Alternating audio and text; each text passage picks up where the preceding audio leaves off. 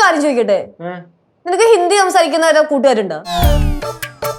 ഹിന്ദിയാ? എന്താണ് ഞെട്ടണേ?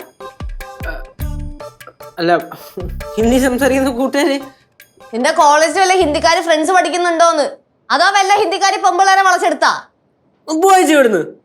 கேசு, அம்மாவோட போன்ல ஒரு கால் வந்தது. அவன் வந்து ஹிந்தி தான் பேசினான்.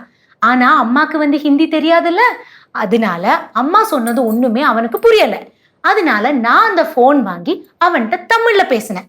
ஆனா நான் சொன்ன தமிழ் அவனுக்கும் புரியல, அவன் சொன்னது எனக்கும் புரியல. ஒண்ணு மட்டும் தாண்டா எனக்கு புரிஞ்சது, அது என்னோட அப்பா இல்லைன்னு. அதுக்கப்புறம் லெச்சுக்கு ஒரு கால் வந்தது.